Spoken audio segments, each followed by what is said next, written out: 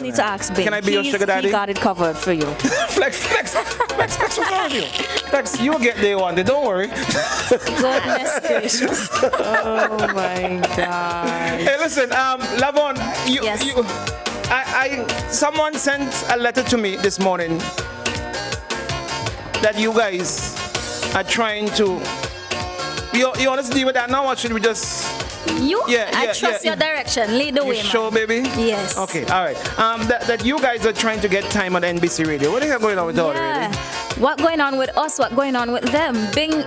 This is a station that is being operated on taxpayers' money. Right. And about a month or two ago, as a matter of fact, when I first became PR of the NDP, as you would know, I reached out to several media houses, tried to be friendly and so forth, have at least a working relationship. We don't all have to be friends. Right. But, we exist in a bubble where we all have to coexist. I realized that they were not coming to our press conferences. So I was like, something is wrong with this. Eventually, they claimed that we were sending it to the wrong email address. Of course, if I send a letter to Boom, I send it to probably accounts department, for example, but they realized it should be the newsroom. They would send it over to the newsroom, right? Anyway, we're like, okay, no problem. Tell us which email address we should send it to. So we send it now to almost every single email address that there is for that station. And on one occasion since I became PR, best of my memory, they came to a press conference. Thereafter, they never came. When I came back home and I started serving, I'm like, why don't these people come? And we have been getting complaints from lots and lots of people about, why aren't you guys on NBC? And I'm like, it's not no fault of ours. We have been trying, but they're just not giving us any time. That's much better. Yeah. And so after that, I went to the station about 2 months or a month ago, and I'm like, as a matter of fact, I called first, and I said, hey, I'm trying to get onto the person responsible for the morning program. My name is Lavon King. I'm the PR of the NDP, and I'm trying to get some airtime for the leader of the opposition. They say, they told me they'll pass on the message. I called 3 days consecutively. I left my number, I left my email, no response. So I got the GenSec and I went to the station in person, and I was like, I'm here to see the gentleman who I know is the host. And I'm like, I would like to book a slot for Dr. Friday. He says to me, there's no slots available. I said, but the month of July hasn't even started yet, because this was in June. I'm like, are you telling me that you're booked for the whole month of June? Of July? You run a radio station, Bing. There's no way on God's earth that you as a radio station could be booked for an entire month for interview slots. And what was his response when you asked him? He said, well, yeah, and he will get back to me in 2 weeks. So I said, okay. I'm like, but tell me something. If something pops up, something starts trending, what happens? Because all of your slots are set in stone. He didn't have any response. I said, so can you tell me whether or not we will get a slot? No. Who can I ask? He doesn't know. I'm like, what do you mean you don't know who I could ask for a slot on the national radio station? This is the name of the person you're speaking as well. What show? The morning show? Yeah. Call I don't really want to call him. I just suppose he's a public person. Well, yes, but I think he's just a line person and trying to do what he thinks is right. Okay. For his best interest. Either way, I called back 2 weeks later or 3 weeks later because they didn't get back to me. I'm told to write a letter. So I'm like, why do we have to write a letter to get airtime? I even said to him, but Dr. Gonzalez has a standard time, apparently, to me. He just pops in whenever he feels like. But that's the Prime Minister, though. You would appreciate that's the Prime Minister. I would appreciate that, but I would also appreciate that he's not the only person who has conversations of national interest.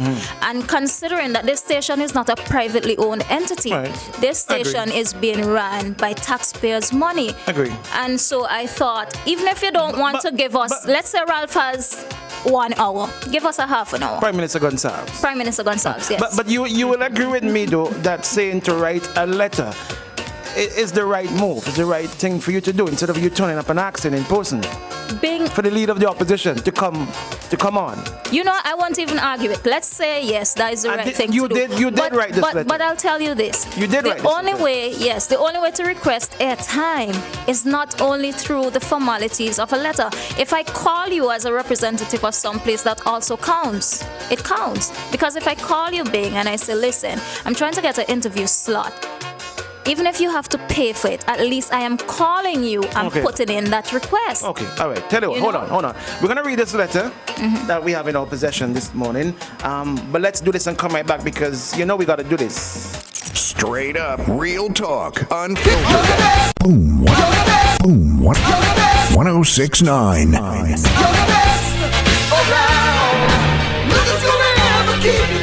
You are now officially part of the evolution.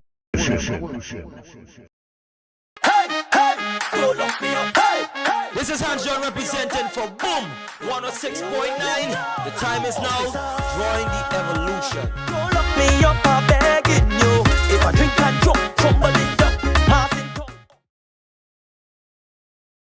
Trainer's going to kill you. Right? Bassie's standing there. If Batty gets this thing, he's probably an 85% chance of staying alive. That's the first point. Okay? Let's stop simplifying this. What we're talking about is people who are going to die. People are going to die. All I'm saying to you is I'm not saying they should die or not die. I am saying to you, each one of us has to make our own decisions about what we think the value of a human life is at a certain age. And I'm telling you the value of my dad's life at 80 years old with a heart problem is not as valuable as the value of Danny's child's life or of your child's future. That's what I'm saying. That's all. Let's hear Jerry. Jerry, your response? He's consistent. A couple of weeks ago. He's consistent, you said? Yes, he's consistent. A couple of weeks ago, he came in and said that after, hold on, I'm finishing up. That at a certain point, if he comes down, for example, with Alzheimer's, he wants the decision to pull the plug.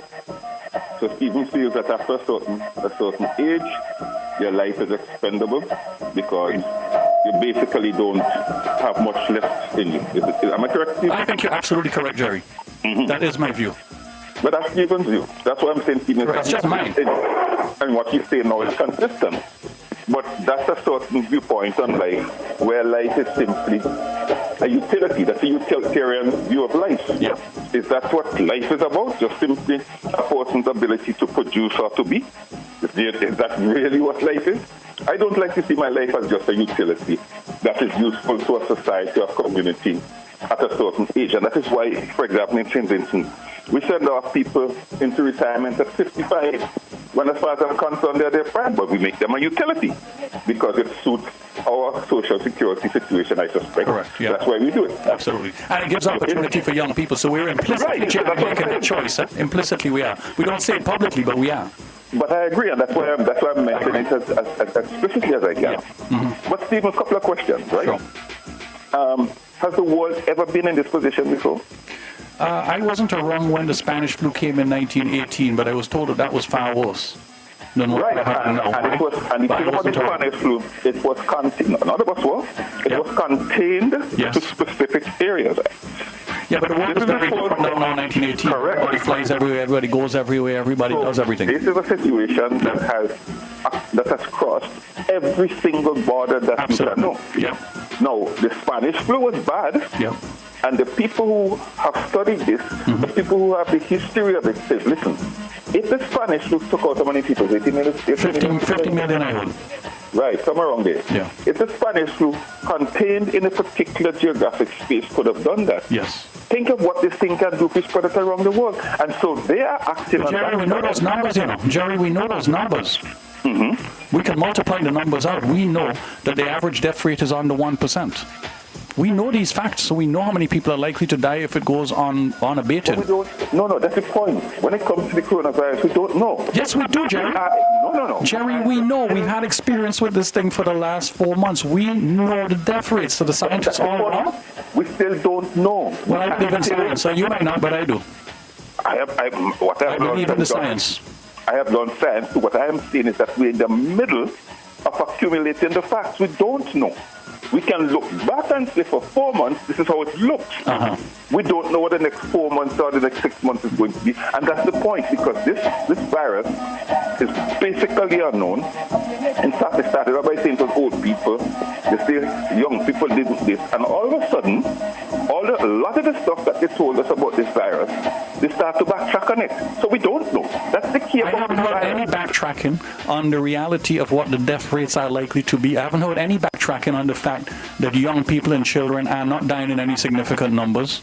I haven't heard any of that being backtracked. It's anything, I've heard reinforcement on the reality of who is dying. And the reality that in Italy, for example, 78, the average death is the age of 78 because it is old people who are dying, because they have much weakened immune systems than we do, than most other younger people. So you're saying those are the facts that I read. That's what we should drive us, and we should really just put the minimal protections in place for those people. And if they make it, they make it. If they don't, they don't. Is that what you're saying? I don't call minimal protections. I call my father staying home, not minimal. I call my mother in England staying home and arranging to have food delivered to her and so on. I don't call that minimal. I think those are how you protect people. And I talk Bing, for example, should not be here. Bing should be at home, self-quarantining himself, because he's an at-risk individual. That's what I feel. Good. Now, let's move this further along, because you keep making the point about whether people walk or not. Now, one side of the coin can say, because as I said, we don't know, let us assume that this thing gets worse. Like this morning... the percentage is going to drop to 10% of people dying now instead of 1%? So isn't 10% people dying significant? It's hugely significant. But that's not that is not the facts that we know now. You're going into the area of speculation now. You're not staying with what the facts are telling us. I am staying with what the science is telling us. I am saying the science that you know now is the science up to today. And you're willing to bet that the science is going to change dramatically next week. I am saying to you that the science out there, because I follow this thing, I follow the scientists, I follow everybody. The science out there saying that we aren't sure. In fact, the science will not even come down and categorically say that if you have had this virus, you cannot have it again. The science can't say that. So if you had it before, and since they don't know, and you come back and it hits you again in a weakened system, what's the position? First of all, so far the science has not seen any indication that people who have gotten it are likely to get it again very quickly. That we have not seen. That's one view of the science. It's not one view. It's either the statistics or the numbers, or they're not. Jerry, I go to the WHO and the CDC website. I'm happy to quote from their websites. If you have different websites, please tell me. I quote from them too, but I also listen to and follow other experts who say no. Or you go over. Look at Singapore. You know what is Singapore focused now? Singapore had it to a certain extent. They beat it. Singapore is shutting her borders because she don't want anybody to come back and reinfect them. Well, first of all, Singapore has not beaten it. Well, that is, they're beating it off to a certain degree. Again, I'm saying what they say, right? They say that in a sense they've contained it. Singapore have gone to the States now where if you are catching an airline going into Singapore, before you board that airline, they're checking your temperature. When you land in Singapore, there's a string of people to test you. And you are going to go into quarantine. Up on the wall, there's a Q code. You snap the Q code, and the Q code tells them who you are, where you're going, and anything. If you move from where you're supposed to be, if you're South Korean, you're fine. If you're not, you're deported. They have had it. They have been the best example of what has happened with this. And they're saying, we are not going to allow ourselves to be reinfected. Why? Because they know. Because they know what? Because they know what? Because they know the potential that this thing brings. And what is that potential? And what is that potential? Death, destruction. Really? How much death? How much death? Stephen, what do you mean? Was Leacock right? Was Leacock right when he said 2,000 people in St. Vincent are going to die?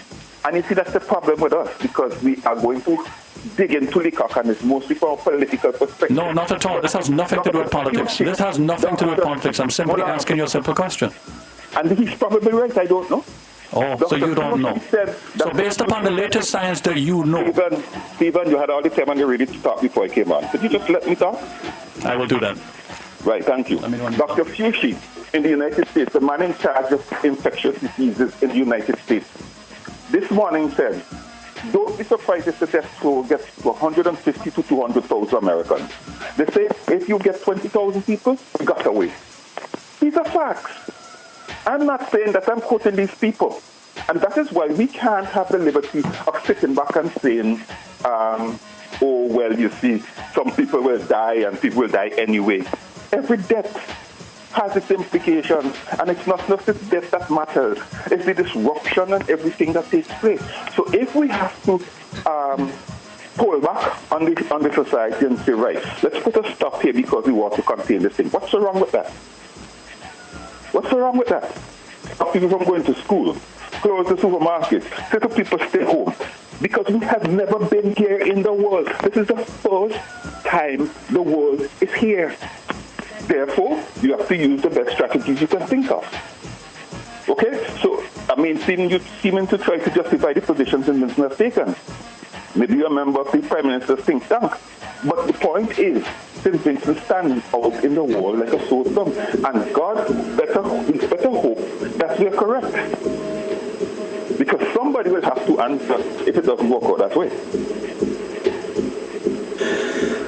Jerry, let's wrap it up because we're almost out of time. Yeah, sure. No, but that's my position. I'm still saying that, and the other thing that came up over the weekend was this question of whether we have one case and that's all that we have had. No, it is that we don't have any case. We're coronavirus free in St. Vincent. That's what the minister said. No, the minister did not say that. You know, He didn't say that? The minister did not say that. Somebody extrapolated out of what the minister said. That's what he meant. That's what he meant. Okay. That's what I'm saying. Somebody extrapolated from what he said, but I cannot say that he said. I'm trying to be safe here. Okay. But the point being, if we have just tested 30-odd people out of 100,000 people, how do we know who is out there? Because what it has been proven is that as you increase the tests, is then you start to find the positives. I'm gone. Straight up. Straight up, real talk, unfiltered and in your face. Jerry George on Boom 106. More chat, but money. More reasons to play. Boom 1069.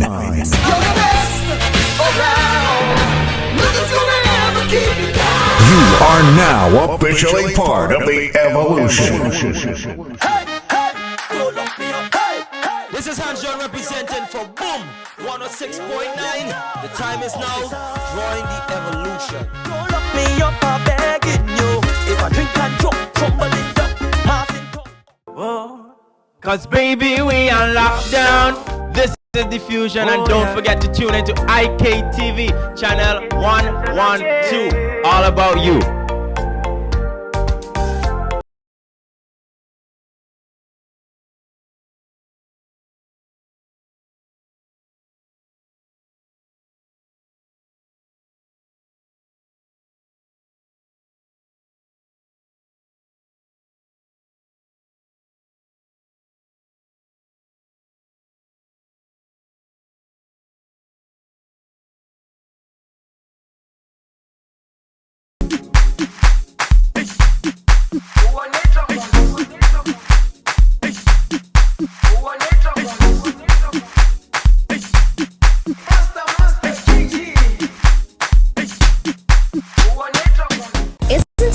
To know that no matter where you are, you're covered by a company owned by Vincentians that understands your unique insurance needs.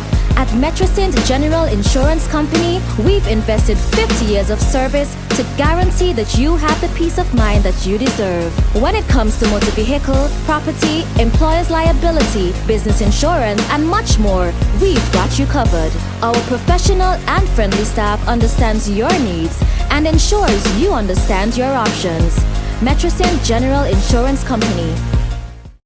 General Insurance Company. Isn't it good to know that no matter where you are, you're covered by a company owned by Vincentians that understands your unique insurance needs? At Metrosint General Insurance Company, we've invested 50 to guarantee that.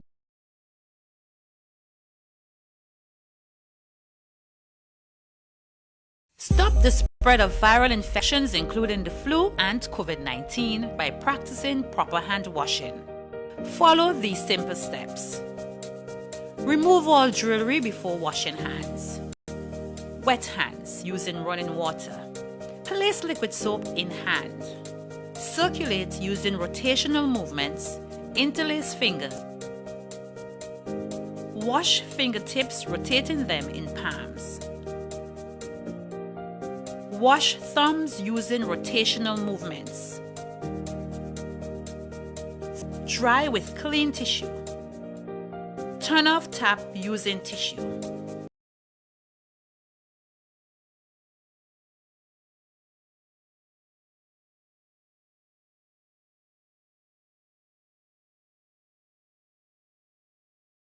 Use tissue to open door and discard in bin. A simple act can make a huge difference. Stop the spread of viral infections, including the flu and COVID-19, by practicing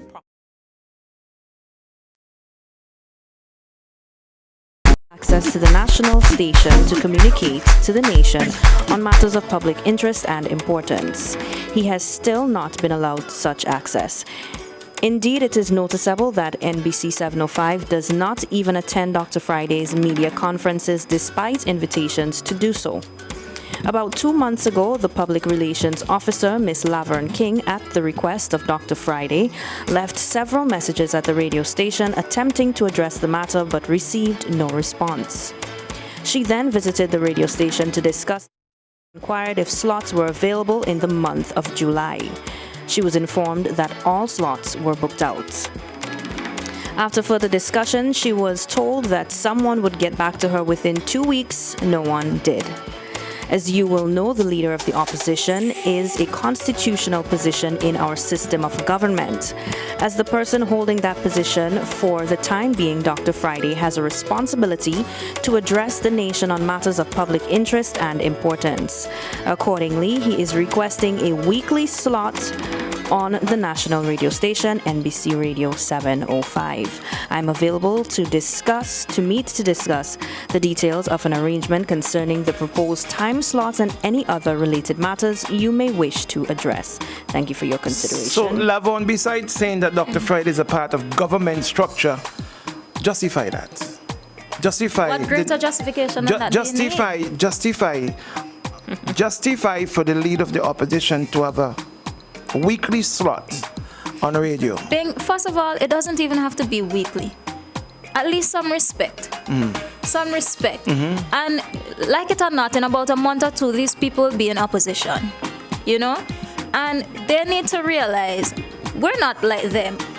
Right? But they need to realize that the way in which they function now, that they're not going to be there forever. It's just a matter of weeks before they're on the other side. So you're saying that to say what? That when you get in there, you will do the same thing back to them? No, I'm saying that to say Is that what you're saying? they should understand that at least some respect should be there. You may not necessarily have personal regard for someone, but as a matter of being a professional, you capacity. Of course, we know that these boards tend to be filled with ULP cronies and so forth. But for the love of me, be a professional, you know?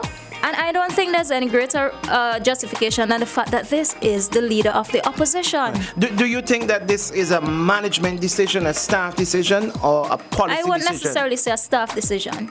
I don't think it's necessarily a staff position, but I genuinely feel that it's something greater than the line staff. Do you think then that the minister or the cabinet or the board of directors of NBC Radio? Definitely, without question. The board of directors? I think that the line staff is scared of them.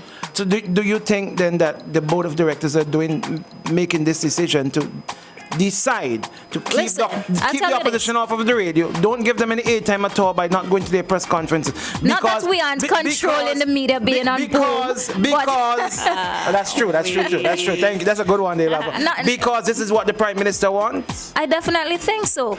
You know, this is what I think, Bing. If I could ask the host, okay, then who should I ask to get us a slot? And he says, boy, I don't know. That's crazy. Who's the person ahead of you? You know? there must be some line structure, something in place, you know? So that says to me, I don't know who to direct you because I don't want to be the person responsible for telling who the NDP, because that's how they're seeing it, should go to for airtime. Are you asking for paid airtime or just airtime, blanket airtime? I don't think that the Prime Minister is paying, so why should the leader of the opposition So that's pay? the Prime Minister. What's the difference being they're both a part of the government system? No, the Prime Minister. The Prime Minister is So the executive office of the country. And the opposition leader is not in that position. He don't have that. These two positions function as a matter of taxpayers' money. They both ought to be held accountable by persons in St. Vincent and Grenadines, right? And that in and of itself, I'm not saying to discontinue Gonzal's access to that station. All I'm saying is have some regard for the leader of the opposition and be fair, be a professional in the way that your modus operandi cannot be that I only function and appear to function, because when he goes there, he doesn't only address things as a matter of being Prime Minister, he also dwells over into being leader of the ULP. So there's a fine politics as well. Okay, exactly. So Lavon, let's go back a bit, right? Is this the first time you guys have tried to get on that station? Like I said, when I became PR about 3 years ago, I can't believe it's already been 3 years. I had been sending them requests to come to press conferences. From since 3 years ago? Yeah, they came to one. They made excuses about sending it to the wrong email addresses. We now send it to several, right? As informally as well, I would pass, because I know some of them, I would pass them on the road and be like, why don't I see y'all? And they'd be like, nothing solid, no good reason, right? And then about a month ago, I went again and I'm like, because I kid you not, people keep on asking us. These are tax-paying people, civil servants keep on asking us. Why? And people tend to think we don't like to go places. But why any did it station that take invites so us long on, we will for come. you guys to submit this letter? I don't think we took so long to submit a letter. Is it because you're in the political season now and you want free like time? I said, since 3 years ago, we have been sending and continue to send invitations But you to understand them. why people might feel like you guys are using this as a strategy to campaign? To campaign? That you guys might want to go on the station for campaigning purposes. I'll tell you what. I say this without any reservation. The NDP is doing very well in the media right now. Very well. But I'll tell you something. It doesn't mean that we should not call out when injustice is happening. You get me? Just because you're doing well doesn't mean that you can't fix something. Okay. Tomorrow the NDP wins government and you're the chairman of the board of directors of the National Broadcasting. Yeah. What would be your position? Listen, on this issue? My position remains just what it is now. Are you sure? Of course, Bing. Did this happen when the NDP was in government? When the NDP was in government? When the NDP was in government? Yes, the were opposition given had time on the radio? Yes, I checked that. I know that for a fact. They used to be given time on the radio. The thing about it is that so much about how government functions and how it works has changed so much under this regime because they're so petty in the way that they do things and they micromanage every single situation. Hold on, caller, good morning. Oh, come on, guys. You're trying to block up the line, so let's try another one. Good morning. You can speak to Lavon, the NDP PRO. Good morning. Okay, I know I'm not. It's got to be me. Being you sure it's not you? I don't know because... Call. Let me call. Yeah. This is just... Hello, good morning. Yes, good morning. I call, listen to what has been said there. I am in strong support of Laverne. During the NDP Reagan government, I recall the opposition was given time. I thought there was an arrangement, especially in election time, coming to in election year, I can't remember, but subject to correction, that time was given when NDP was there for the opposition to speak. Yes. But let me say this, I speak with a water in my mouth. This is total backwardness for a so-called progressive leader. Why would you want to stifle the people in this country? Freedom of speech. This is backwardness, man. I don't care who vexed, but this is backwardness and you talk about progressive governance. Man, come on, give me a break. Love one, I'm in your corner. Thank you. Thank you, Dave. Right. Thank you very much. Yeah.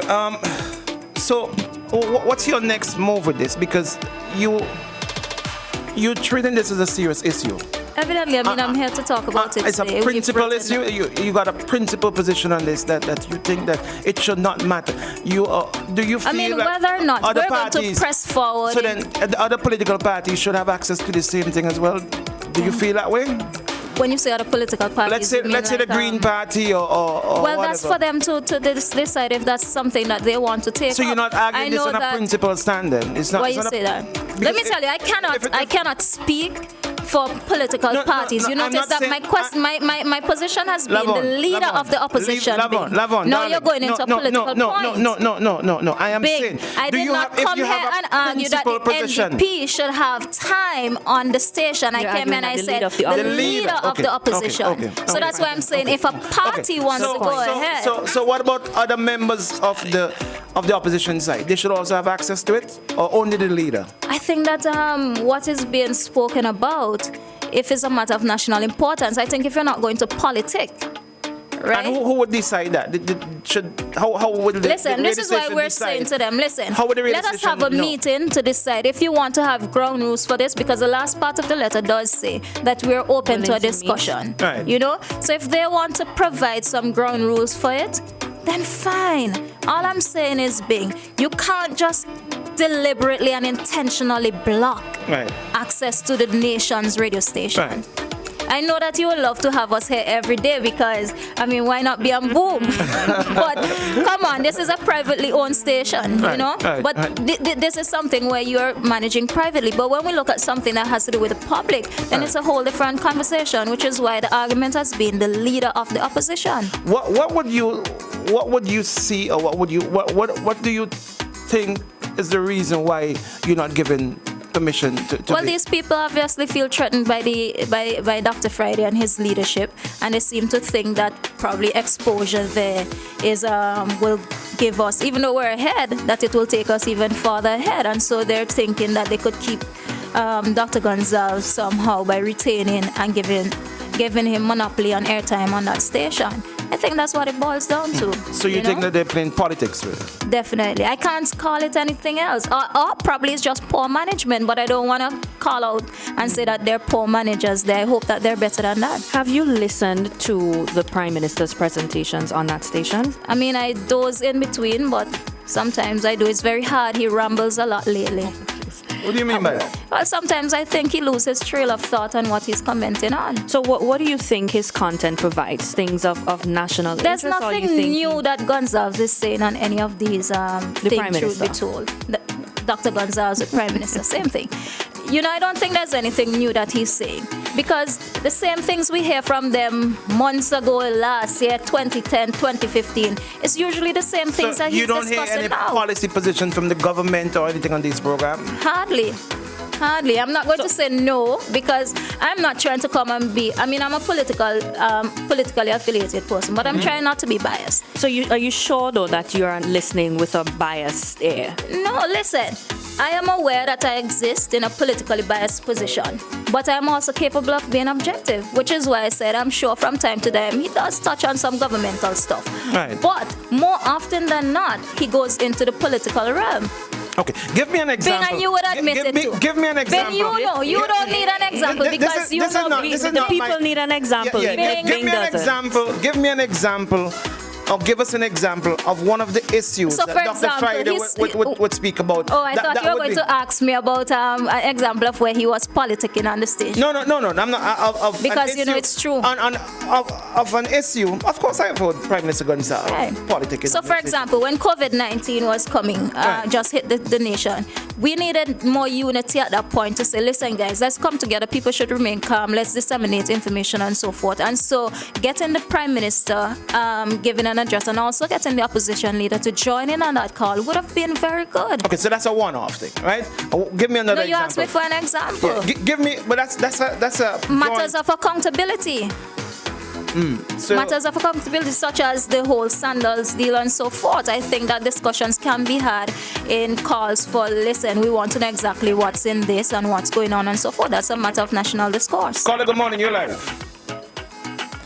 I don't know why someone is blocking up our lines. All right. Tell you what, let's go to the top and come right back. This is OMG. We got Laverne inside. You know, I can't be too hard on my darling. She know how it goes. Now you're going here on station that Bing was asking me easy questions. Oh, Lord. But and I don't find so. I am. Of course I won't ruffle my baby. Let's do this and come back. Let's go. Boom. Boom. 106.9 1069.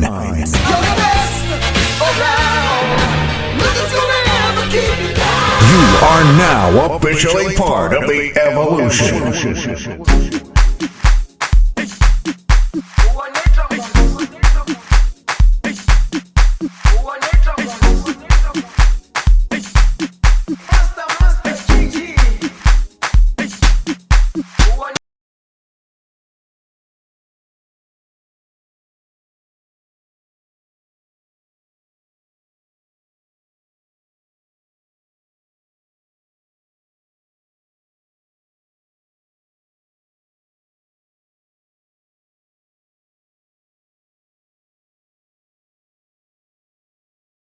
Cause baby, we are locked down. This is Diffusion, and don't forget to tune into IKTV channel 112. All about you.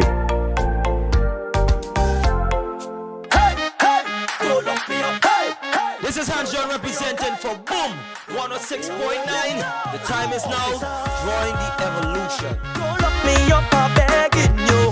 If I drink and drop, tumbling down, passing top.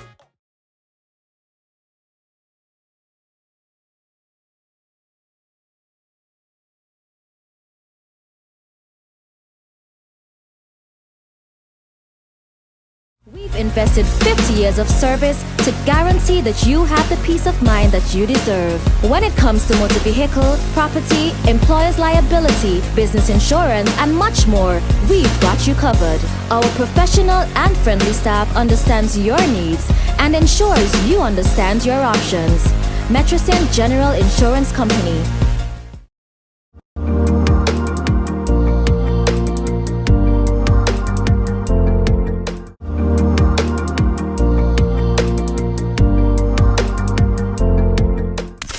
On point, dropping shade and setting the trends. You drinking the haterade. It's the Shade Room with Jill and DJ Shade. On the Evolution Station. Boom 1069. The Love Zone. The best R&B jams, period. Hear it on Boom 1069.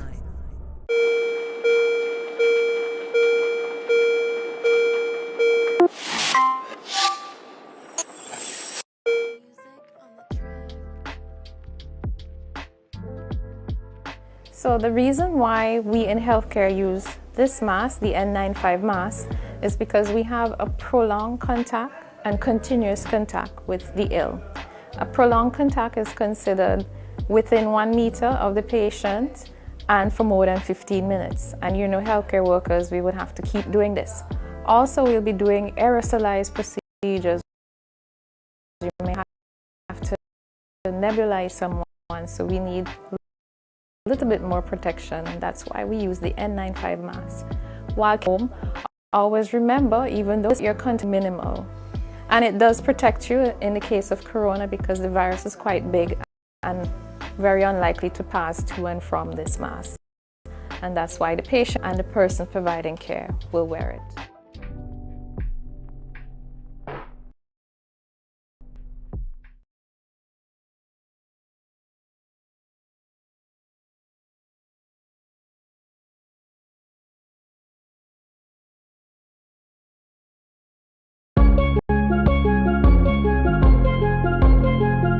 The spread of viral infections, including the flu and COVID-19, by practicing proper hand washing.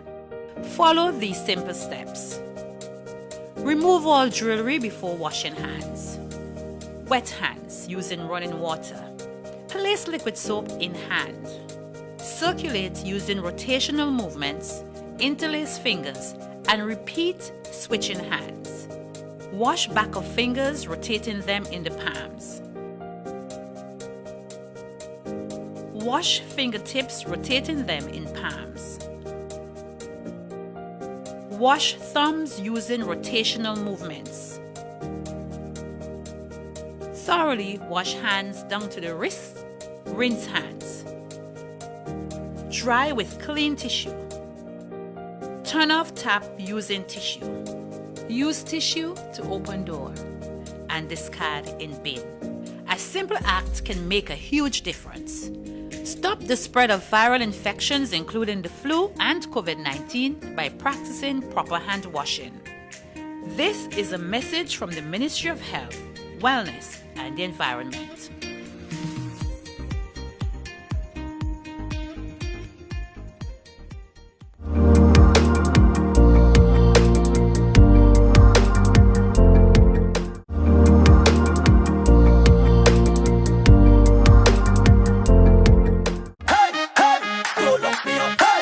This is Hans John representing for Boom 106.9. The time is now drawing the evolution. Don't lock me up, I'm begging you. If I drink and drop, somebody dump. Boom. Boom. 1069.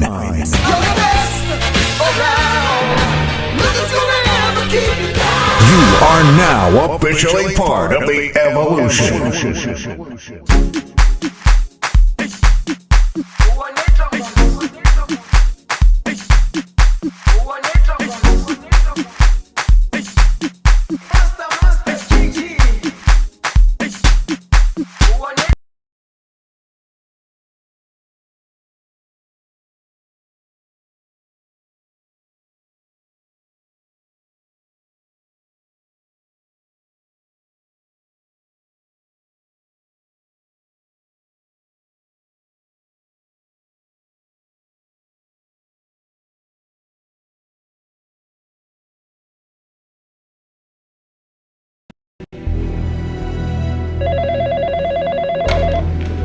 Okay, seriously. Alright? Jacko, the streets just called, man. They said I need somebody that's charismatic, energetic, and with enough hype to fill 4,000 people. Who do you have? I gave you hyperactive songs.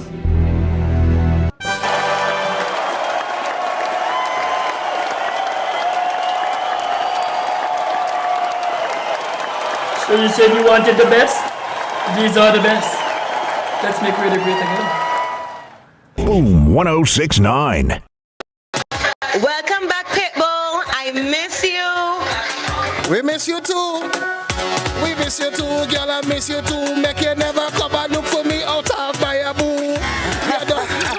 Hold on. Wait now, man.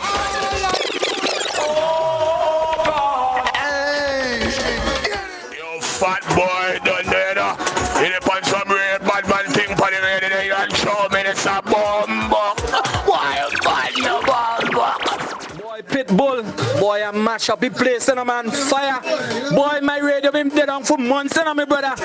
And since me they hold it today, watch your life, me brother. You mashing up the place, me have to come home and plug up my radio. A big fire, me brother. I want it done on me brother. I want hard fire, man. You want some fire, man? Hold on, eh? You people just have the radio, they do. Make sure the capacitor big enough. Boy. It's true. No. We broke a record today. Millennium Kid, we broke a record today. Yeah, come on, man. We peaked at 575 viewers. Not even in my 10 lifetime I ever get that. Listen. Huh? Yeah, it's on. And it's less than an hour, eh? It was less than an hour. Less than an hour, yeah. Less than an hour. Big up to the viewers. The viewers. Big up all the selling. Yeah, man, the viewers. Yeah, big up everybody. You guys have energy. Boom 1069. Boom 1069.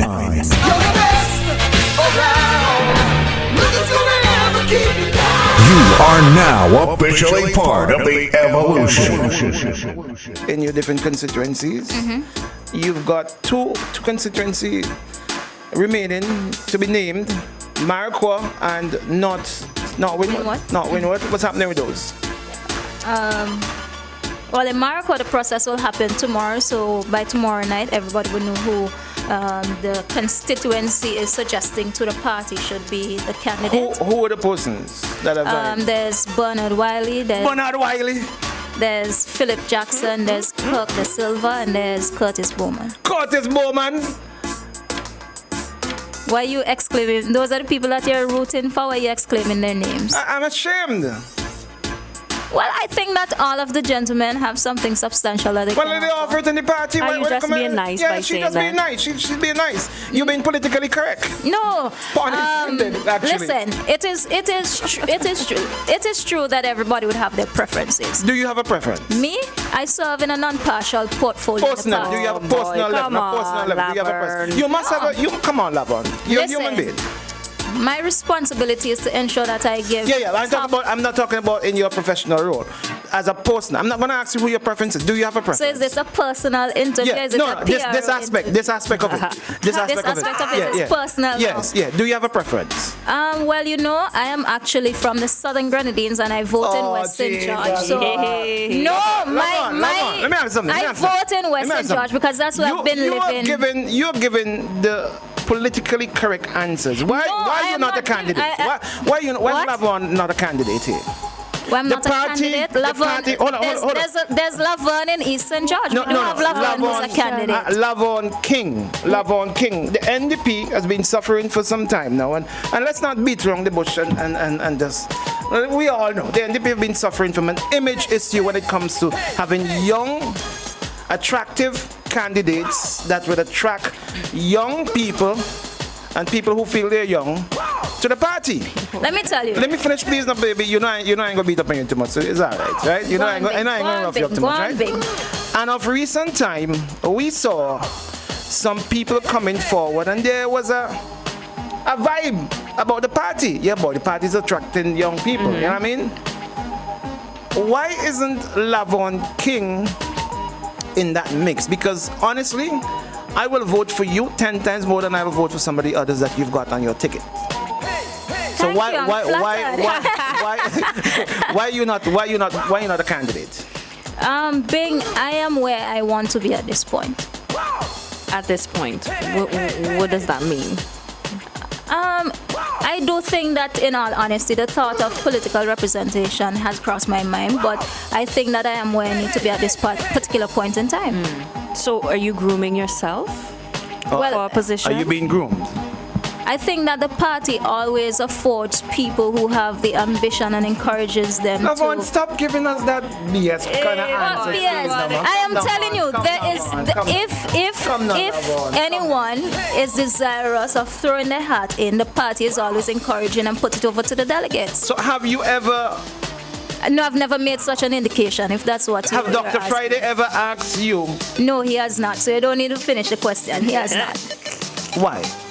I am where I want to be. Do you think that Lavon will be a good candidate for the party and will project the image for the party? Not in this election. Why not? In the following one. Why not? I understand what she's saying. No, not about what she wants. I'm talking about what is in the best interest of the party. It's also about what I want, isn't it? What is in the best interest of the party, though? The party currently has a slate of candidates who I truly believe and have confidence in will win the upcoming election. That's the absolute truth. I believe and I know that we will win the upcoming election. So if tomorrow Bowman comes out on top in Maracay, let me tell you something. Would you still feel that way? You've been talking about... Yes or no? If he becomes a candidate, yes. The NDP is a party that offers which is why I said to you from the get-go that all of the gentlemen who are offering themselves are solid people. Was lost twice in a row. Is it twice or 3 times in a row? How many times did Dr. Gonzalez lose when we talk about Dr. Gonzalez, we talk about Dr. Gonzalez. Bing. No, you're using a matter of track record. And I'm saying to you that there have been people in politics who have lost several times and then had a turnaround. And I'm saying to you, when Gonzalez just started to run, right? Who knew who was Dr. Gonzalez? Will you feel he used the to same? lose going and coming. Darling. You could smile at me and all that kind of thing that you can float with that will make me melt away. You're not going to throw me off. It's not everybody starts their political career. Will you feel if Mr. Bowman comes out on top or the man named Wiley comes out on top, will you feel the same way as you... Anyone who emerges is a winnable candidate. In Maracay? Yeah. Perhaps if one will win by 100, the next one may win by 200. I'm sorry, darling. I think you're lying. You think I'm lying? Yeah, I think you're lying. What I'm saying is this, Bing. If perhaps all of us can win, but some of us may win by bigger margins. That's true. I love you, baby. Take whatever you want from me, whatever you want. You know, you would say all of us could win, but some will win by bigger margins. But traditionally, all of us will win, some of us will not. No, but I'm saying to you, not everybody start their political career winning. We're not talking about that. Okay, let's move on. Let's move on. Currently, is the NDP engaged in polling? Yes. Are you conducting? Can I poll you now? Maybe you can poll me after. Are you engaged in polling via telephone line? Yes. Are you calling people's house number to do polling? Did you receive a call from us? I'm asking you a question. Are you calling people fixed line numbers to do polling? I'm saying it sounds as though you've received a call, so. So yes, you're doing that? Yes, we are. Okay. Why fixed line? Why fixed line? I'll tell you this. The NDP believes that there are lots of persons who are at home, right, who are probably elderly as well and so forth, who may need a ride to the polling station and so forth. So we're just calling to see if when the time comes, if perhaps you'll need a ride to the polling station and so forth, and we make a note of it and make it available for you. And that is all that is being said in this conversation when you call? No, not necessarily, but What if you else? want me to go through all of it, it will probably take a little time. I've got the time. Well, ring, bing. Hello, good morning. We're calling on the behalf of Dr. Friday and the NDP to see how you're doing. We want to know whether or not you'll be voting in the upcoming election, if we need to come to your house, have more one-on-one conversations and so forth. Because I'll tell you this, Big, we're not about assuming that we know everything that should be done and needs to be done. We accept that we are not know-it-all people in our party. And so we are reaching out to people and we're asking them, listen, how are you doing? How do you think things are going in the country? How do you think it can be made better? These are some of our plans. What are your ideas? Will you be voting in the upcoming election? Yes, no. How can we help you in that decision-making process? Would you need a ride on the day? Do you need help to get your ID card and so forth? Simple questions, nothing into your privacy or anything like that. And you're not asking these persons to vote for Dr. Friday and the NDP in these We're calls? not telling them to, we're asking them if they would. And we're not, that's not the responsibility of the canvasser to probe. That is the responsibility of the candidate. So if, for example, someone says, I am undecided, we will say, okay, which area are you from? And if they say East Kingston, for example, we say, would you like your potential representative to pay you a visit? Or we take their contact and they do a follow-up. Is this call center in SVG? These calls are originating from Absolutely, I'm the head of it.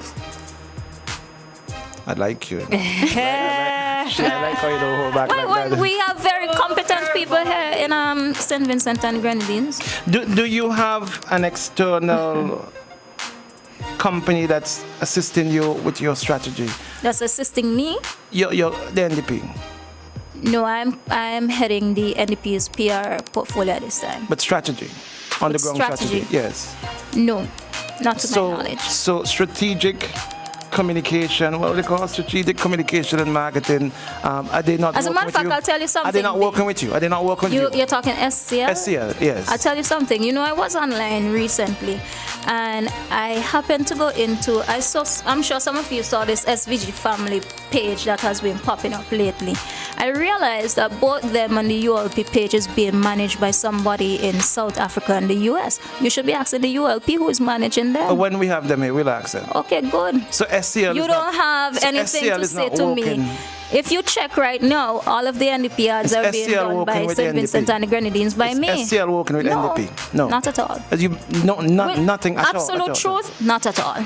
So you've got no help outside of St. Vincent at the moment? No help outside of St. Vincent and the Grenadines? Yes. You know that there are people from St. Vincent and the Grenadines living outside of the country, right? Okay, so you've got people outside. So it's quite probable, for example, I may reach out to somebody who's in the States or this and that for advice and so forth. That's not abnormal. So you've got people outside who's giving advice? No, I didn't say that. I'm saying that you're asking me if I get help from outside of the country, yes. And I'm saying to you that it is quite possible from time to time. As a matter of, perhaps I met somebody at UE, perhaps there are people I met at a conference and so forth, and I may reach out, or there are Vincentians living in the diaspora who I may reach out to and ask for their feedback. All right, baby doll, you want to come in there?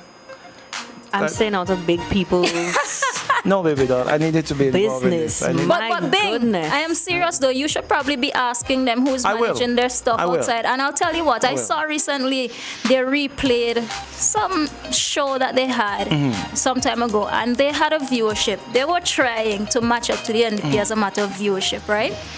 So they had about 300 live views at any given point, and we had about 600 and something, almost 700. And at the end of the show, they claimed that they had more views. Their replay had more views than our current show.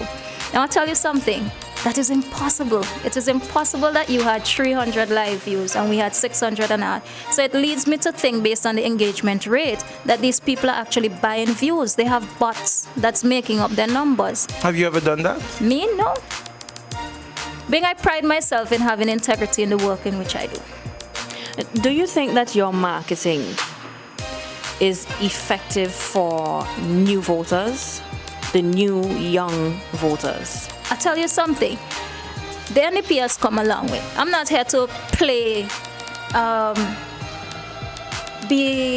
not here to be just biased politically. I'm here to be as honest as I possibly can be, right? I am aware that in the past, people have been making complaints and so forth about the NDP. But I'll tell you now, compared to about 3-4 years ago, I don't get that complaint as much as I used. In fact, I was walking down the road recently and I was doing a transaction and the person said, thanks, Avon. And it so happened that the young man there heard my name and he's like, you're the PRO for the NDP. I'm like, yeah. And he's like, I saw an ad online for the CBI. I really like it. He was no more than 22 years old. And I went in Central Leeward last week, on Friday actually, and we were talking to some of the guys on the block, and I was like, let me show you this video about the CBI. He's like, I saw it, I really like it, it was informative. And based on looking at the analytics and so forth, and the breakdown of the age and so forth, I know that the NDP is definitely attracting people, young people at this time. Now, Lavon, I've heard a lot of persons say to me, they are not pleased with the current administration. Okay, they want them gone, but they don't have confidence in NDP, so they're just not gonna vote. How are you going to fix that? I'll tell you this, it's a work in progress. Short amount of time to do a lot of work, but it is possible. And I'll tell you something, you have to change the government so you could change the country, and that's the bottom line. We have seen over and over what the ULP can offer and has offered. They don't have anything new to offer to us. I mean, if you've been with somebody for X amount of years and they don't change, why do you think suddenly they're going to change now because they're tempting them to leave? What's your point?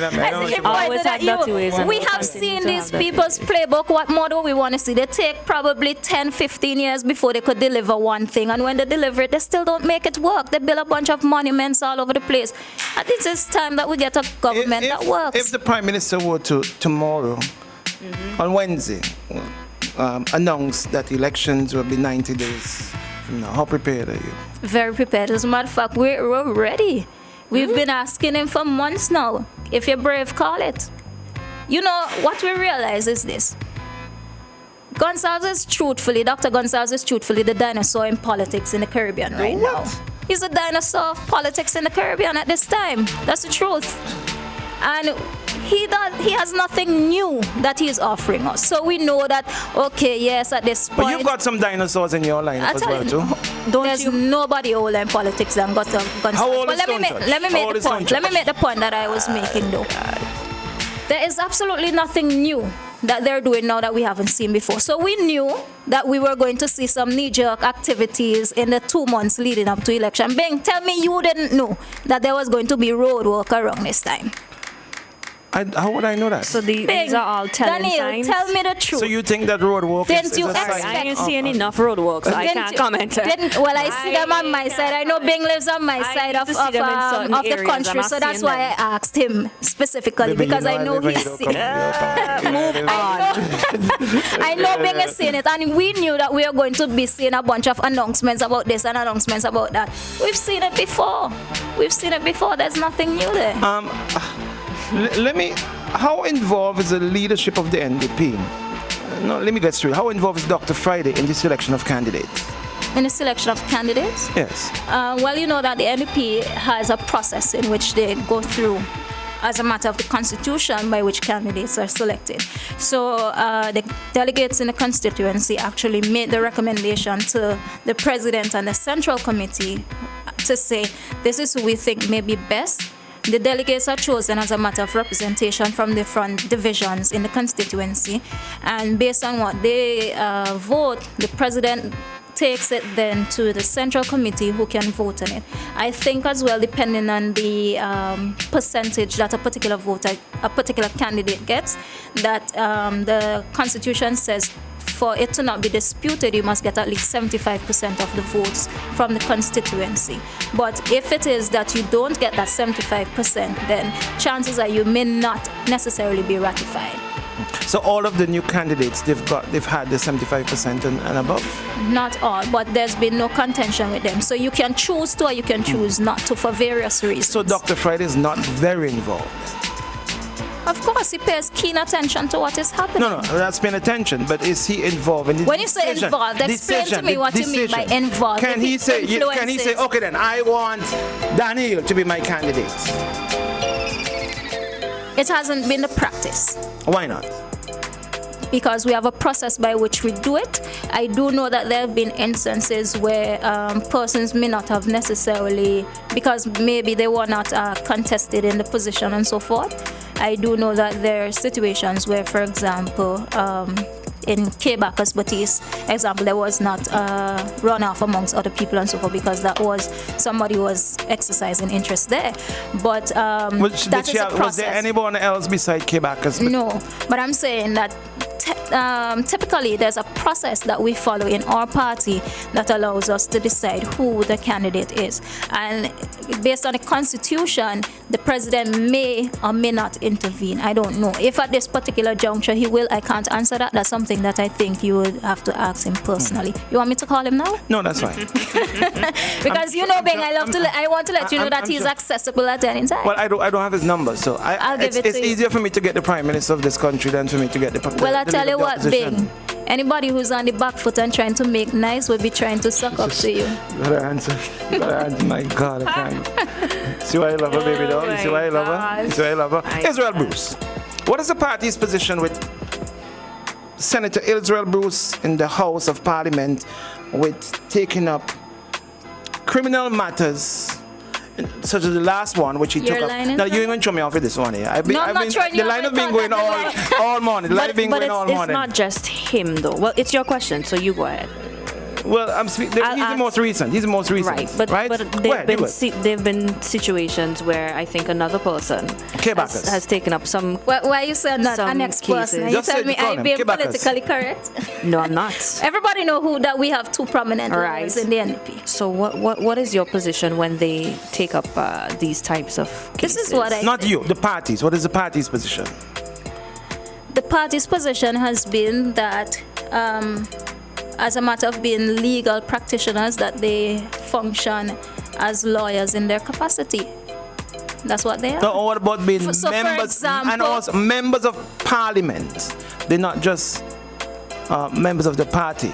They're members of parliament. This is what their work requires of them to do. And unless we're going to otherwise sustain people. And so the party do not have a problem with a member of parliament on your side who represent someone. Bing, hold on, let me stop you. Someone people are deemed, who have been charged Bing, for people are having deemed sex innocent until with a proven 5-year-old guilty, child. right, Bing? And I'm not going to. Sexual violence is something that I personally have great grievance with, right? It's something that I feel deeply about. But I also tell you this: we should not only be emotional or make an emotive appeal when we talk about things. We should also be pragmatic. Do you know if Dr. Friday ever had a discussion with Israel Bruce and Senator Batiste about these things? If we're being pragmatic about it, because the optics of it, if we're being pragmatic about it, the optics of it on the party, maybe you don't see it. You're going to allow me to talk. If you're going to be pragmatic about it, This is what the people's job is.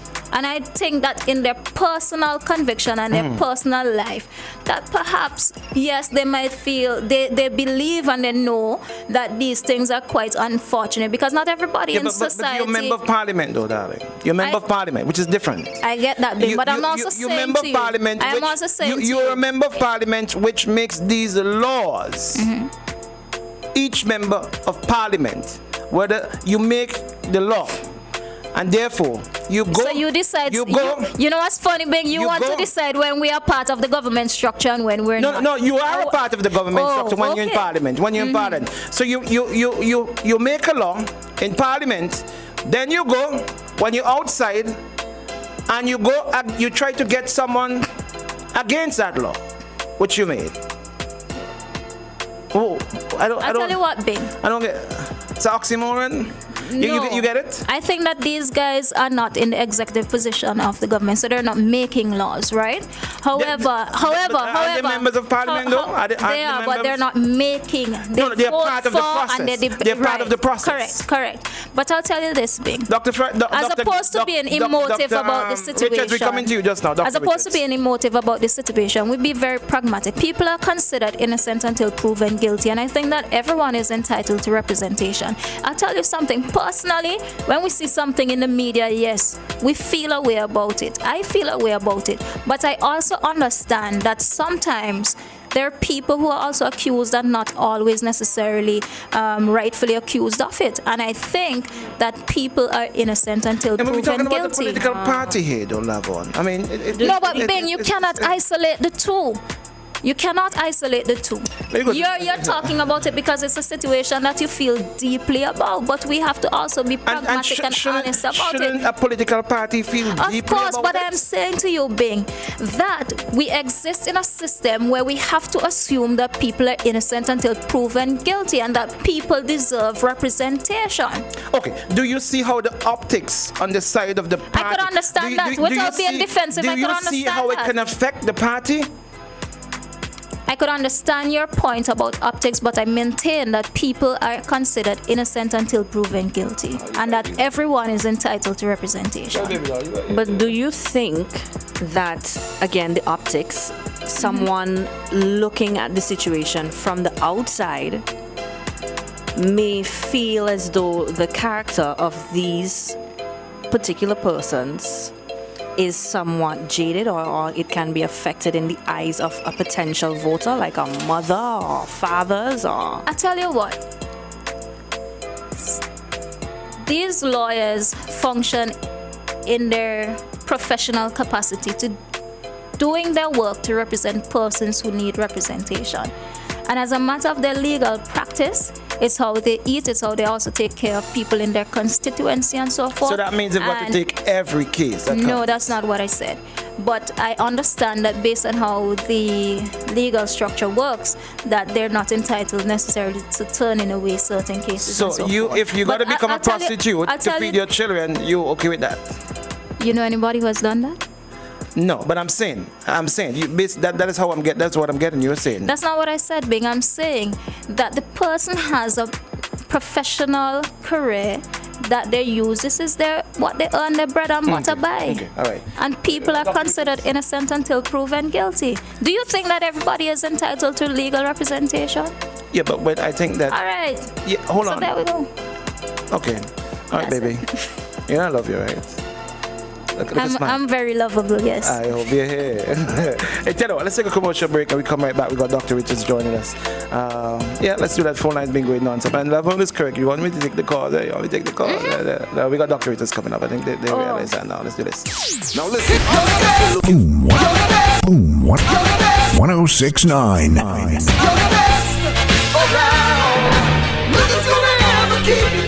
You are now officially part of the evolution.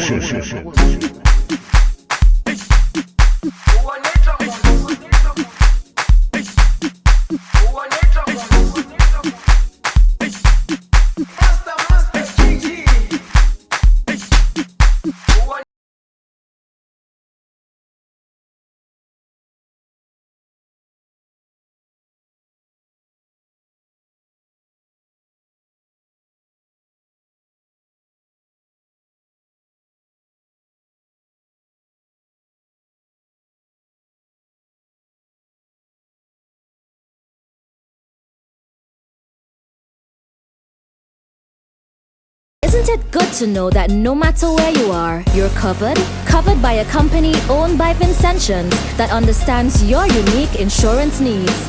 At Metrosint General Insurance Company, we've invested 50 years of service to guarantee that you have the peace of mind that you deserve. When it comes to motor vehicle, property, employer's liability, business insurance, and much more, we've got you covered. Our professional and friendly staff understands your needs and ensures you understand your options. Metrosint General Insurance Company.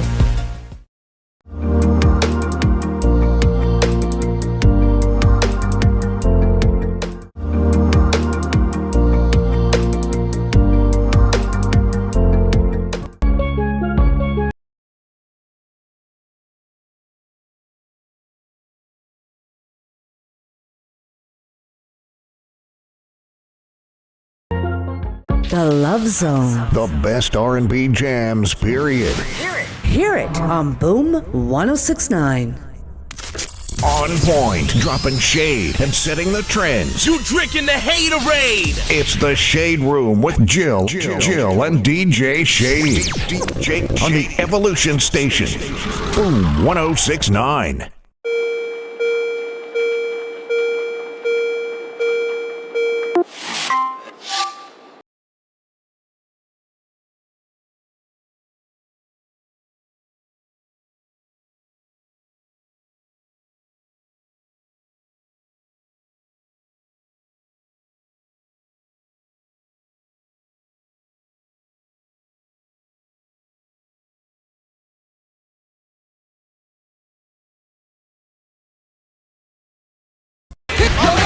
Boom 1069.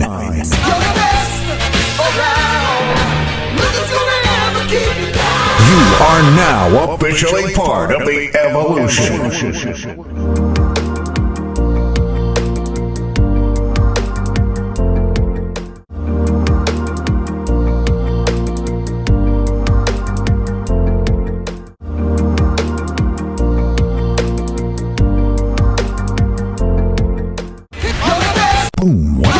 Boom 1069.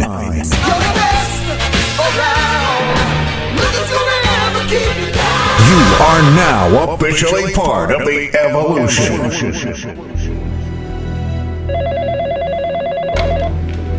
Okay, seriously. Alright? Jacko, the streets just called, man. They said I need somebody that's charismatic, energetic, and with enough hype to fill 4,000 people. Who do you have? I gave you hyperactive songs.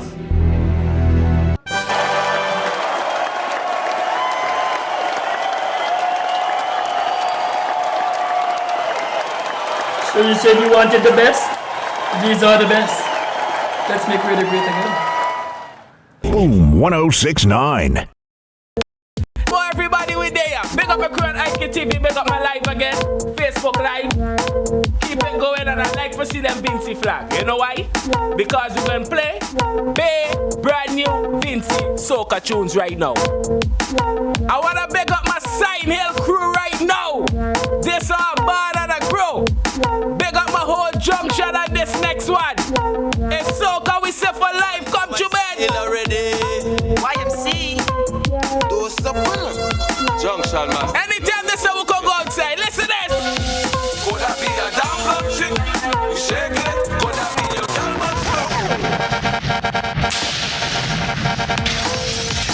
don't know my style already. YMC. Do something. Anytime this we can go outside. Could that be a damn club chick? You shake it. Could that be your girl boxing? You shake it. I am doing very well. And we've got Lavone King with us as well to this morning. Hi, Pastor. Good morning. How are you? Good morning, Lavon. I'm doing well. Pastor, how do you think she's doing this morning, though, Pastor? I'm concerned about her. And, no, I really am concerned that she shows a lot of grit for a young lady to go through that. I don't like just a passing comment on that thing out there. because I've seen a lot of accidents in that particular area. And I think it's, until somebody sues somebody for poor, this is not necessarily a result of poor driving that people get into accidents out there. We know that, especially in that one corner where there's that manhole cover.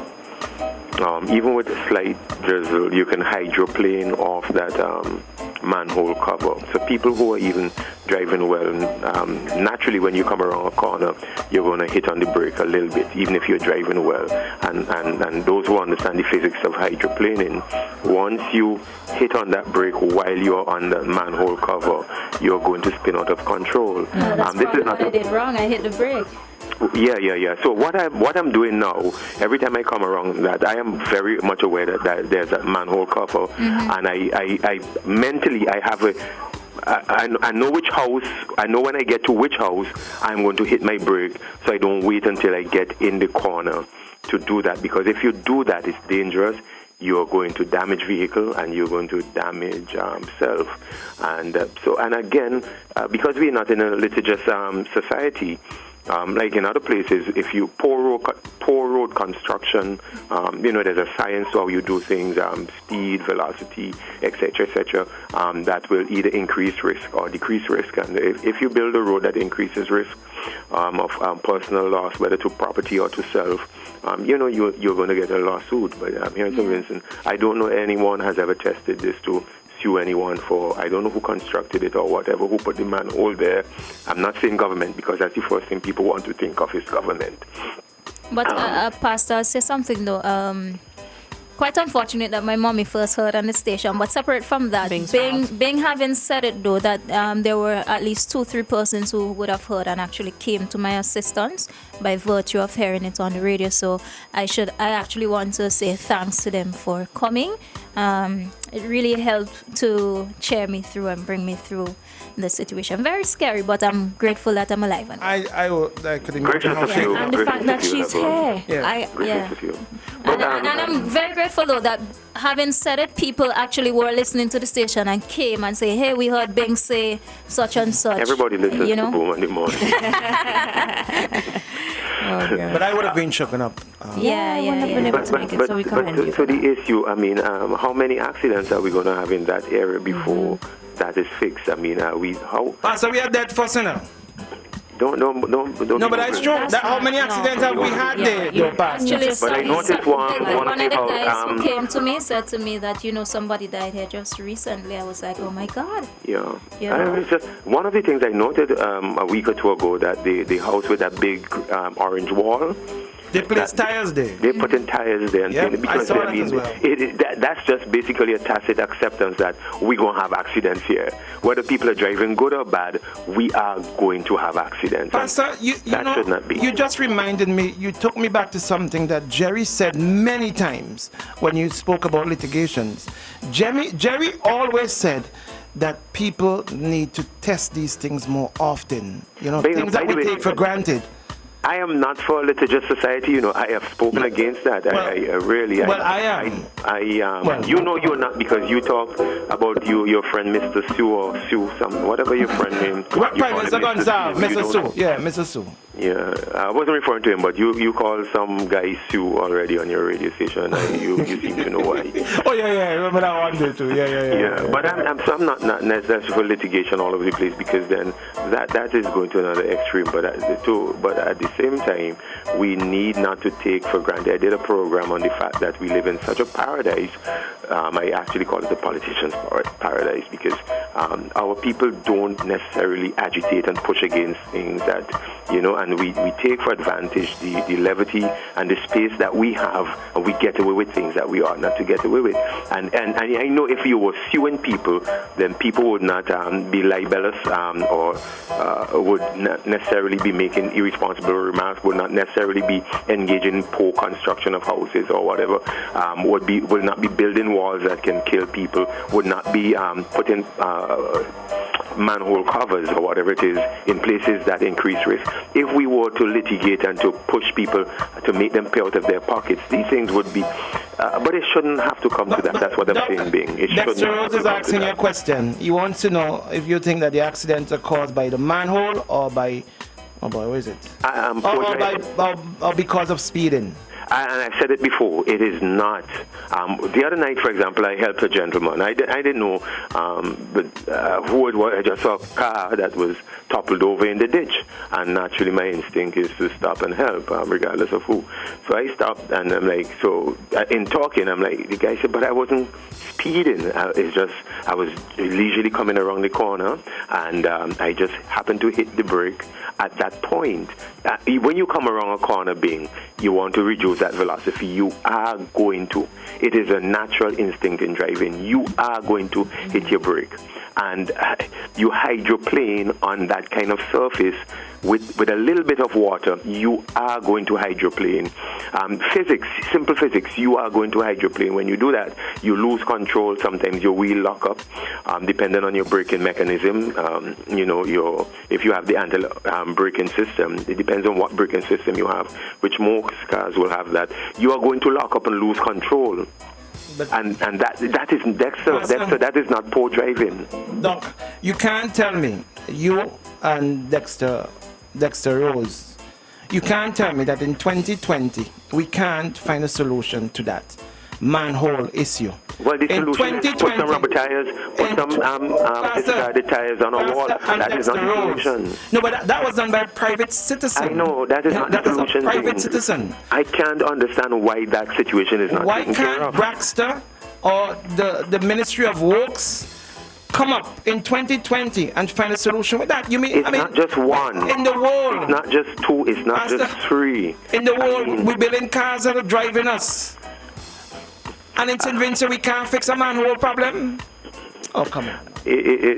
But thankfully, Lavon is doing well this morning. Also, let me pick up on some things. I know I have limited time, but there's so many things to spin off this morning. I don't even know which is the most responsible. I did listen to Mr. Weeks, and I do really thank him because I think he's a perceptive guy. I really do, and sharp in his synthesis of things. His particular take on the home and the value of home in society, psychology, the importance of that. He was on point this morning. To his question as to whether I should ask my students to analyze, that will not be the most responsible thing to do. But frankly speaking, Mr. Weeks, it is an occupational hazard that I do. Just about everybody, I do that with them. I get a read on them. Bing, I do that for you, I have a read on you. Lavon, I do that for you, I have a read on you. Daniil, I do that on you. Everyone that comes on your station, occupational hazard, I have a kind of basic rudimentary psychological assessment of them, simply because people have what I call a pattern of thinking. You have an advantage over them if you, and Lavon, listen to this, you're PR. So if you can kind of figure out their pattern of thinking, functioning and behaving, these three interrelated aspects of one's behavior and thinking psychology are key in knowing how to predict what they're going to say, handle what they're going to say, understand what they're going to say. And so, I, for example, know that there are people who come on the station and let me back up and say I have a psychological disorder.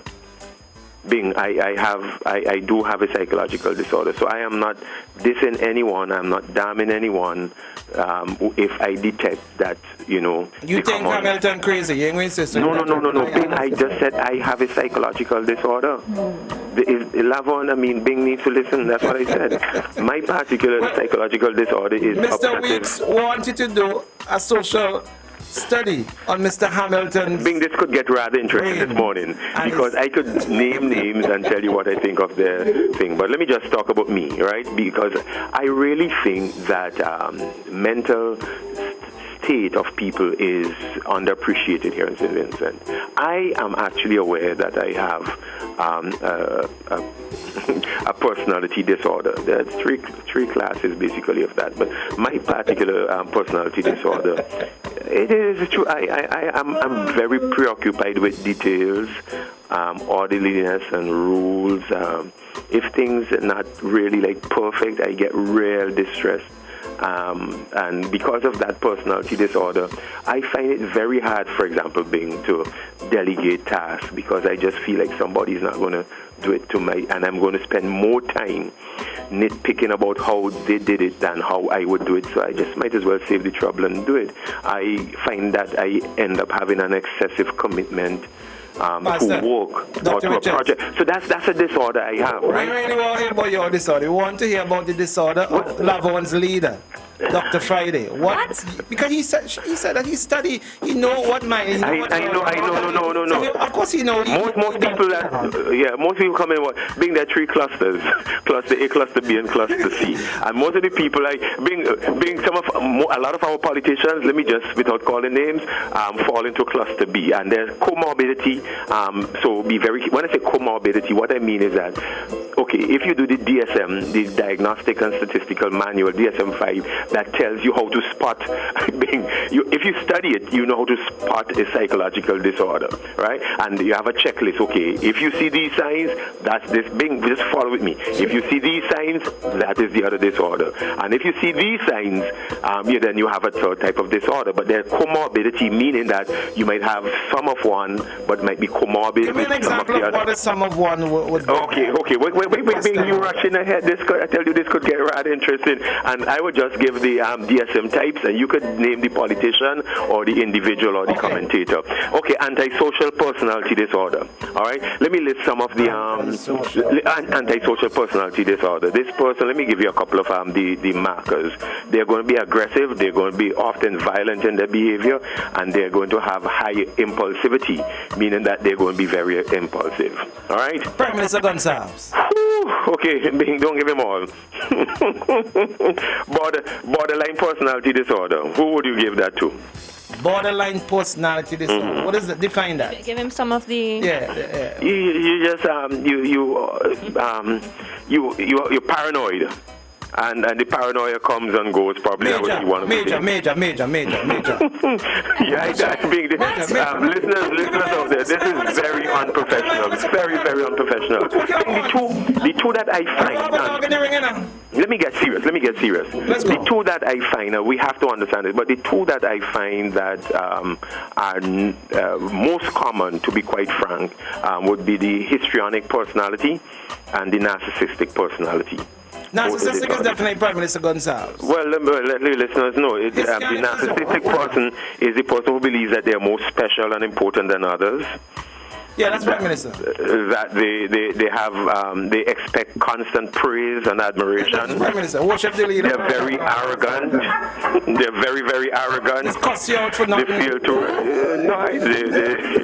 they exaggerate their achievements and stuff like that. So there are people I listen to frequently, and I'm like, boy, that person is really displaying a lot of narcissistic tendencies. Pastor, let's step back. The one that I said was major. Define that one again for me, please. You label him wrong on that one. Yeah, but give me the definition, because I'm thinking somebody else now. The borderline personality disorder. Yeah, what is it called?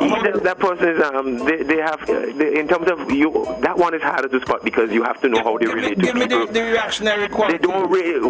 They one way tomorrow the other way. They're intense in their relationship, but sometimes they're unstable. They're not sure about their self-image and their self-image. If you say the wrong thing, or their self-image is easily shattered. They have more. These kind of people, you want to give them a little bit of dopamine or at least serotonin. People, because you love all in here. We talking about your people yet. We talking about NDP people. Go ahead, Pastor. I don't think. But here's one that I find common as I listen, and I told my students this. One of the most uncomfortable things once you study. I need the one for comments, Pastor.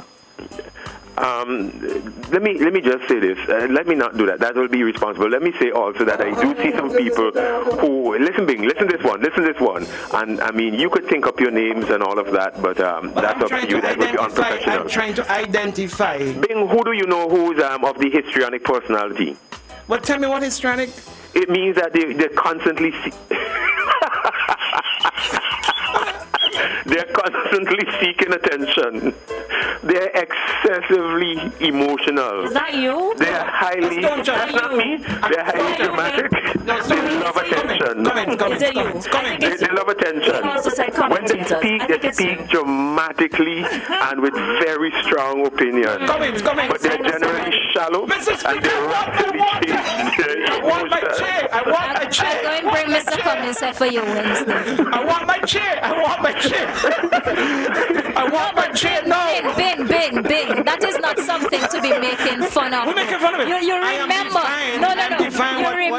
You remember? I want my chair now, Mrs. You remember the incident that brought about this very comment that you're making? Those guys were manhanded, lifted, and thrown out of. We're dealing two different things here, and I don't agree with that. I do not agree with what was done with that. But I'm saying. So he has a right to demand his chair. No, that's two different things. I want my chair, Mrs. Speaker. I want my chair. No. He has a right to demand. And I don't trust those water with the ice. Please don't put any ice in my water. I don't trust that. I don't trust that. Strange things has happened. Well, that's what Pastor just said. That's what he just described. That's another one. That's a paranoia. Paranoia. That's not paranoia. That is being totally aware of where you are and what may happen. So somebody really begin and put poison Cummings water in the House of Parliament? Really? I mean, you've seen people at K-Backers with his house in with cutlass and stuff. Anything is possible. So the ice can't get mixed up. Y'all get serious in the studio, Get serious in the studio. Come on. Listen, you may take something like you may take things order. But there are people in the past who have had like threats and so forth. Okay, so the ice can't get mixed up. The ice with the poison can't melt. Pastor is speaking to you. Sorry, Pastor. For a particular personality disorder. Daniel, do you raise it? Can I go over that disorder? Where do you put Bing, Pastor? Emotional. I called him on it. Dramatic. I said that sounds like Bing. But it's really shallow. I accept it. I think that is definitely dramatically with strong opinions. That's the historical. What's it? I'm a real Batman of radio. But I am. I'm the best. Closer than they really are. Everybody is his girlfriend. Everybody is his best friend. Yep. Lavona, you're not my girlfriend. That's definitely. Seriously though. Definitely. Pastor, I see what you're trying to do there. Bing, I think Pastor needs to provide you with some counseling. He does. What I'm doing here, Daniel, is actually alerting the nation is that this is not a diss against you. That's why I started with myself. I actually really do. So everybody have their own personality. I have a personality disorder. And it affects how I relate to people. It affects how I function. What is Luke's personality disorder, Pastor? It affects, I can do that, but then that's for Luke to sit on my couch and let's talk about that. So we could talk about Cummings and I didn't talk about anybody this morning. Bing, please let me finish my point. You really Pastor, need to ask him where he thinks Luke falls. I mean, I know where I think. Lavon, I'm coming to you, Lavon, because I think I'm going to say something that would be helpful, Lavon. Okay. And my time is almost out. But let me just say very quickly that this is not a slight against people. It's real. I tell my students when I lecture, I tell them it's like having an X-ray glasses. If you want to have an X-ray glasses, you tend to see people naked, and it's a very uncomfortable feeling because people don't know that you are seeing them undressed. Mm-hmm. And it's the same way psychologically. Daniel, I think you're getting me. Mm-hmm. That you see another side of people that they don't even know that they are. To a trained eye, they don't even know that boy, he is seeing me. Mm-hmm. And I am actually, and it makes me very, very uncomfortable to see people when they don't know I am seeing them, but I have to see them because I have to assess how they think and function and behave, and that is part of what I do. And Pastor, these issues are real, okay? Yeah, they're real, but they are untreated. For example, psychological disorders of this magnitude, they don't take, especially because they affect your functioning, social functioning, social ineptness or social aptitude. These are key things that affect the course of your life. And once you have psychological disorders, these things are affected on a magnitude that you don't know. But here's the problem. And people who worship the leader, how do you describe Bing, it? seriously, here's the No, I'm problem. serious, Pastor. I'm serious because that's a problem as well too.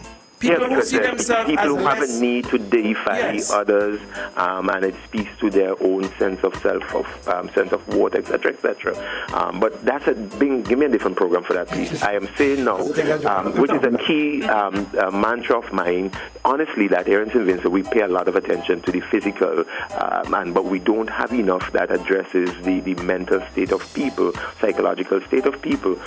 These matters, for example, that I'm talking about, these are not things that you cure in a week or 2 or 3 of counseling. Particularly if you take the psychoanalytical approach, you are going to spend years in talk therapy trying to work someone to readjust.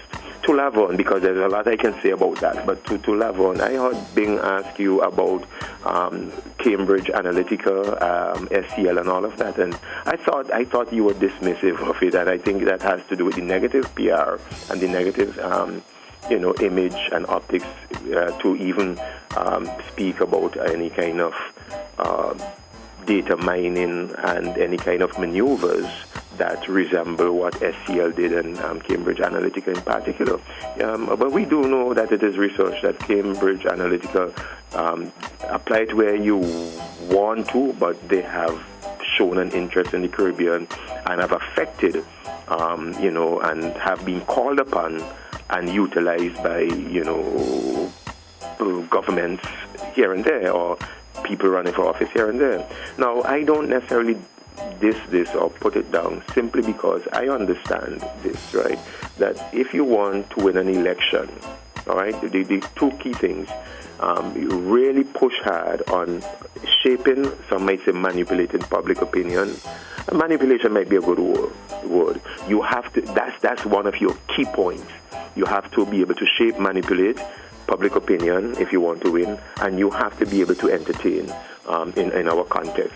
If you want to lose an election, downplay these 2 and play up ideology and policies. Is a sure way to lose in an election. You can't be so idealistic to say, oh, we're not concerned, not a big deal, we're not going. And if you're going to get it, that it is the manipulation and shaping of public opinion that wins you an election or entity, then you will leverage all that you have in these 2 particular areas.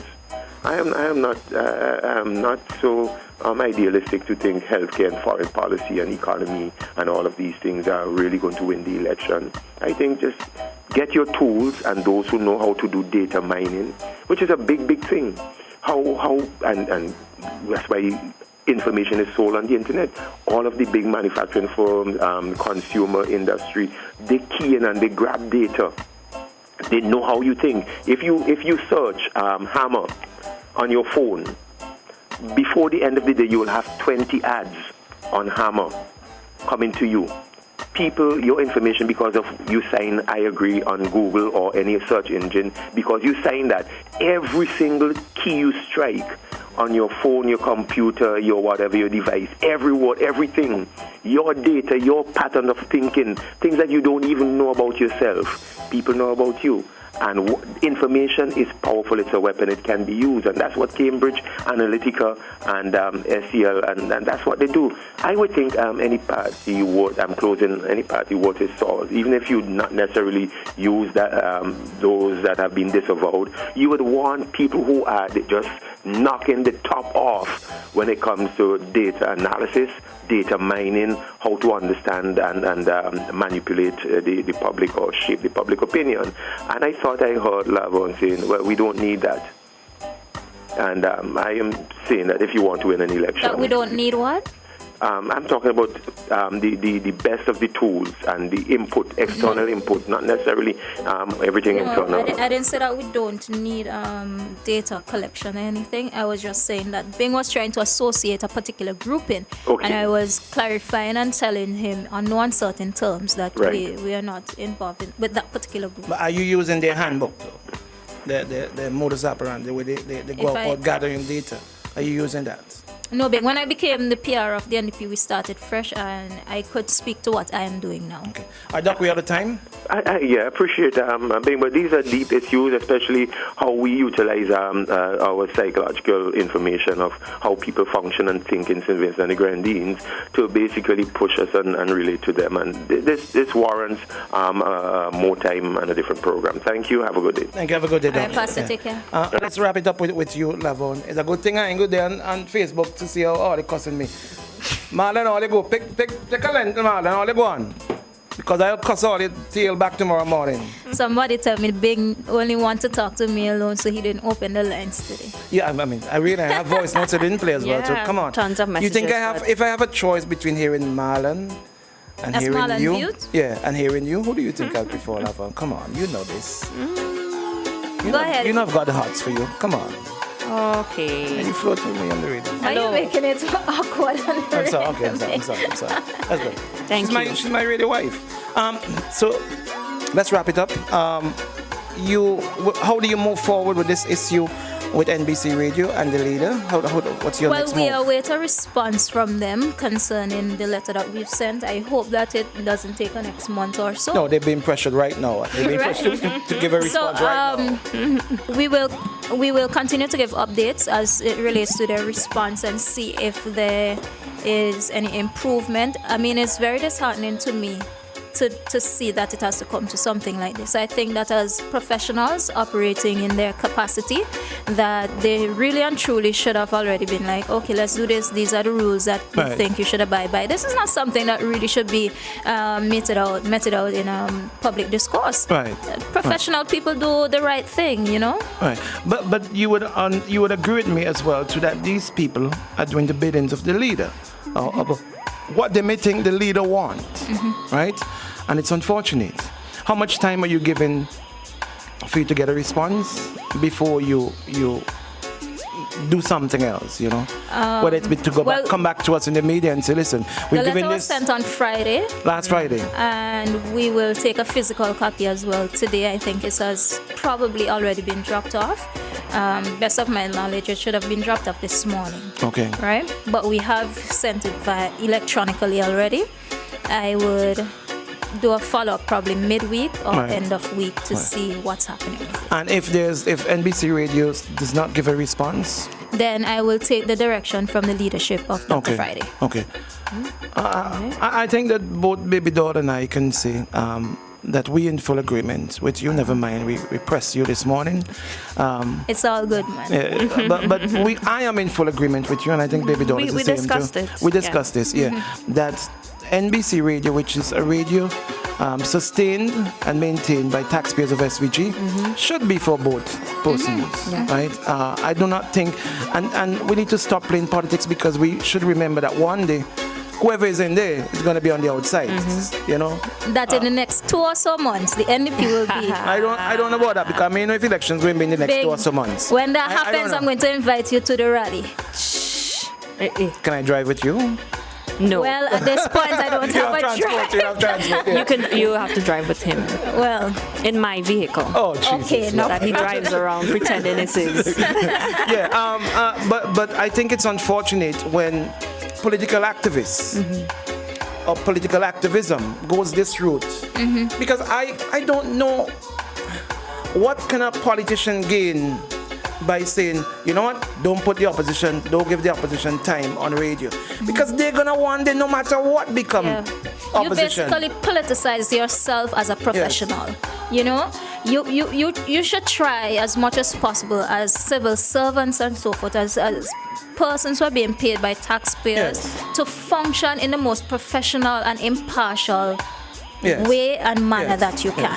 And irrespective of who is in office, because I love to think as of politics now in St. Vincent and the Grenadines, not as what we have experienced in the past 20 years, but I look at it as the future and what the St. Vincent and the Grenadines I would like to see. And that's why I became involved in this thing. I would like to see a St. Vincent and the Grenadines where both political parties have equal airtime. You share your views and people decide what is what.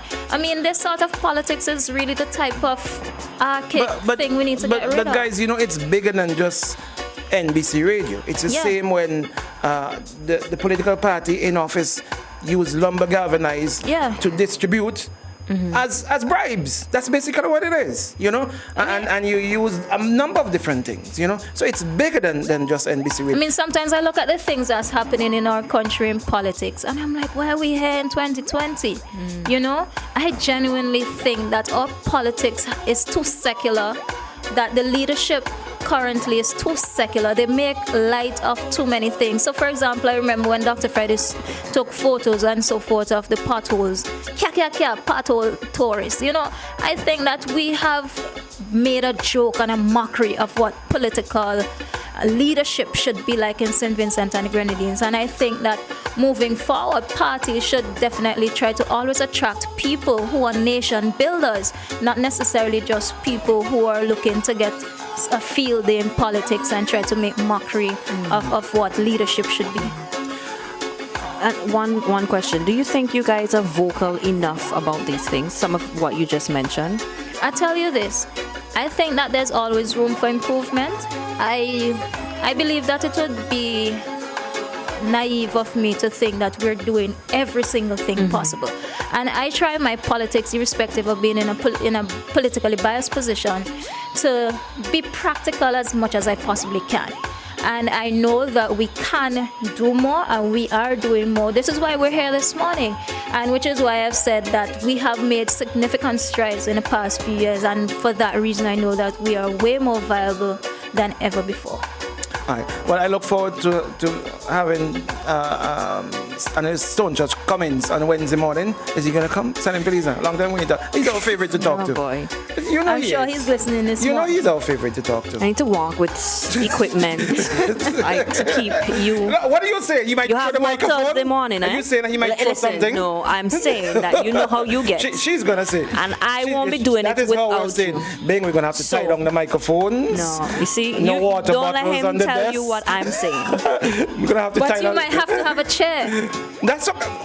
I want my chair, Ben. I want my chair. Oh my gosh. I'm gonna have to. But I'll tell you something, though. Mr. Cummins is a distinguished statesman.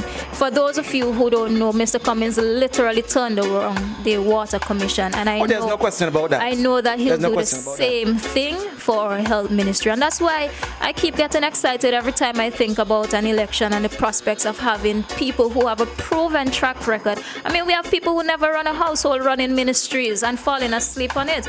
We literally need to be doing better than we're doing. And so I look forward to our country having better leadership. And like I said, we need to change the government so we can better the country. You've tried something before. It's failing. It has failed. There's nothing new. Imagine coming back and promising us the same thing that you've promised us in 2010 and 2005. Come on, it's time to get rid of the dinosaur in Caribbean politics. On that note, that's where we're going to wrap it up. We went over time. Sorry, Jill and Shady. They're next. Yeah, they're up next. Stick around. Don't you move that dial. They're going to give you the best of music and best of conversation. It's a pleasure having Lavon King, because you've got a number of Lavons. Lavon King with us this morning. Piaro Lavon with us this morning. Feel free to she's always welcome in here, as you guys know. I don't think I make that any secret. She can walk in at any time, you know, because we love her inside here. Tomorrow morning we'll be back. We did all over again. God's willing. Was that what we're saying? Iron sips water. Boom. Boom. 1069.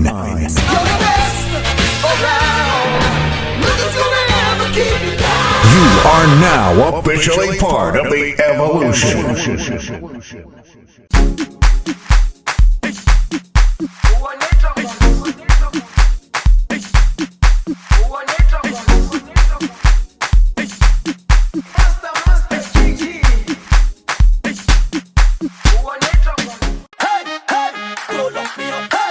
This is Hans John representing for Boom 106.9. The time is now drawing the evolution. Don't lock me up, I'm begging you.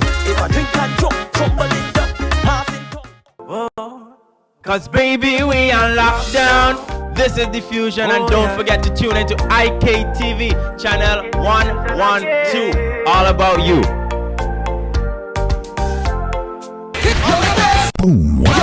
Boom. 1069.